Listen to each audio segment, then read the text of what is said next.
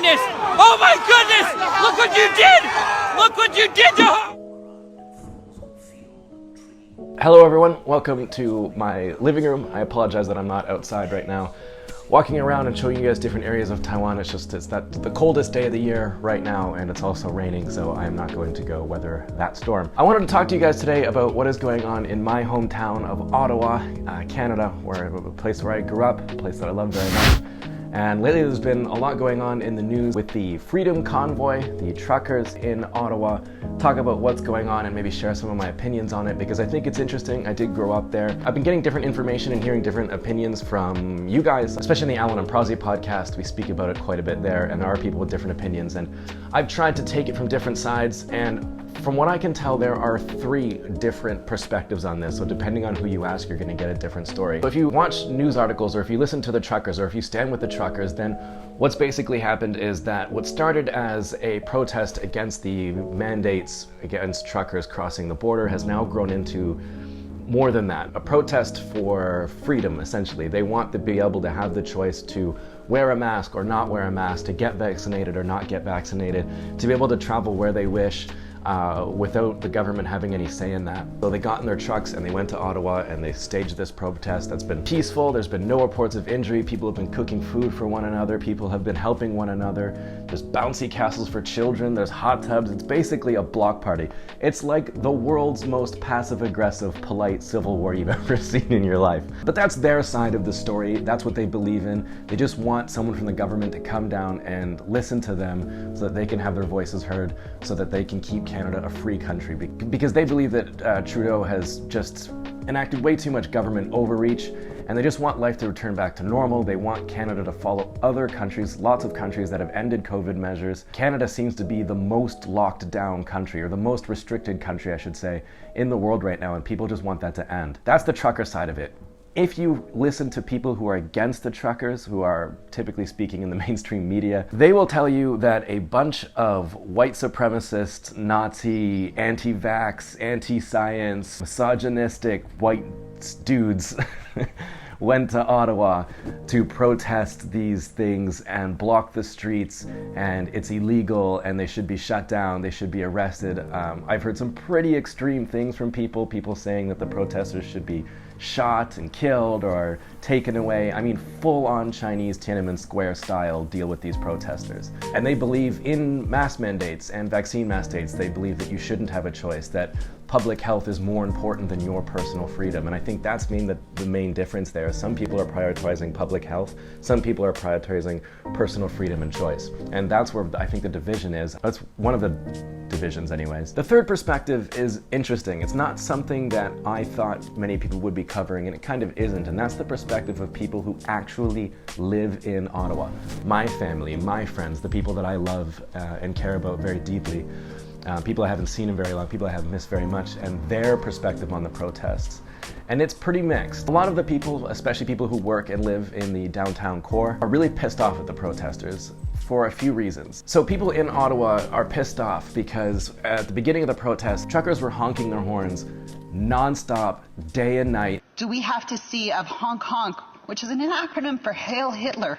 With all due respect, what the fuck are you talking about? And people just couldn't sleep, and it was like just impossible to deal with. And there's something you have to know about people from Ottawa. People from Ottawa kind of like their city to be boring, okay? Some are gonna disagree with me there, and that's fine.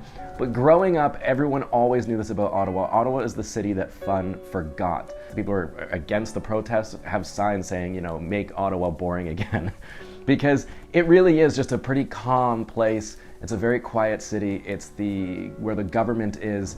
People, when they go to visit that area, Ontario, Quebec, they'll usually land in Toronto, drive right past Ottawa, and just go to Montreal to go party, because there's just not a lot going on in Ottawa.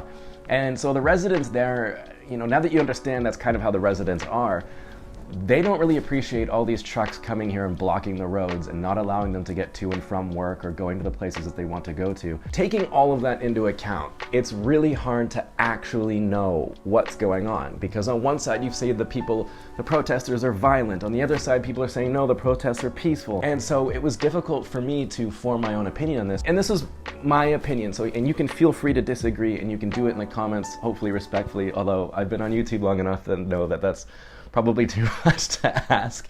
But I do believe that people should have the right to choose whether they want to get vaccinated or not, or whether to wear a mask or not. I was going to talk about whether or not I supported the protesters, the truckers or not, but it doesn't really matter since the Trudeau government forcibly removed them. And I think that's my main issue, was just how that was done. It was so authoritarian. It was a lot like they wouldn't engage with the protesters. They would just immediately call them racists. And then when the protesters, gathered, it's like, well, I don't have to engage with you because you're racist, and I don't talk to racists. And Parliament was shut down. It was like there was no discussion, there was no real talks about it in the Trudeau government. It was just so much about following what Trudeau says, what his government says, and not questioning it. If you do, then all these crazy things happen, and I've been watching some things that are pretty tough to watch, to be honest, as a Canadian. It was pretty shocking. Tons of police there forming lines, police officers there with riot gears, with assault rifles. I watched a video of a lady I think a few people got trampled by some horses, some Mounties. That was pretty tough to watch. I'm watching people who are protesting having their bank accounts frozen, having their insurance on their truck revoked so they can't be a trucker anymore. Trudeau, in my opinion, is fucking this up. Whether you're with the truckers or not, it seems to me that everyone can agree that he's fucking this up. Not everybody, obviously. I had done a poll on Instagram asking how you guys think Trudeau is dealing with the protesters, and I don't remember the exact numbers, but it wasn't looking very good for Trudeau. And you can follow my Instagram on Prosy_SR if you like. He basically declared a state of emergency, giving him the powers to tell the banks to freeze bank accounts of people who supported the truckers. People who've been supporting the truckers financially have been doxxed and threatened. So watching interviews with them is pretty tough. And again, on the flip side, it is tough to watch interviews of people who are business owners that feel like they've had to shut their businesses due to the truckers. No one wants to lose that much money. However, I think on the flip side, I think that the Canadian economy was virtually destroyed by the lockdowns anyways. So the amount of money that the truckers are costing the government is like a drop in the bucket compared to what the mandates have done. Again, you can disagree. I'm not saying this with any hate in my heart. It's just my opinion. It just seems to me that the Trudeau government, instead of going down and talking to the truckers, listening to what they have to say, doing what a leader should do, listen to the people that you are supposed to be leading, despite the fact that you don't share the same view or the same values, at least go down and talk to them.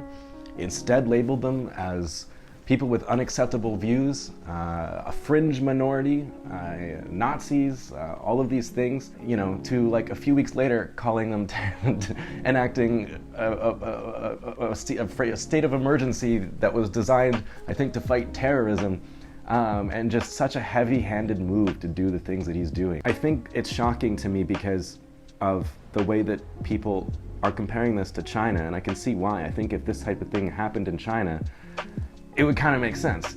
People don't really have the right to protest in China. I can understand both sides to it, but it was kind of scary to watch that many police in my hometown do that to fellow Canadians. I just don't know what the real information is here, because it seems to me that depending on where you get your source from, where you get your news source from, it's a completely different situation. People look at this through completely different lenses. That's that. Whether you disagree or agree, you can comment down below. We can have a friendly chat about that. I don't mind. I just thank you guys so much for watching. Thank you for making it all the way to the end of the video. I know it's a bit boring, just me sitting in my living room. I apologize. If you want to have an even lengthier discussion, don't forget to check out the Alan and Prosy podcast over on Patreon. It's a really fun time. We have a good chat. Some people disagree, some people agree. It's always a good time. But anyways, that's it for me, guys. Bye-bye.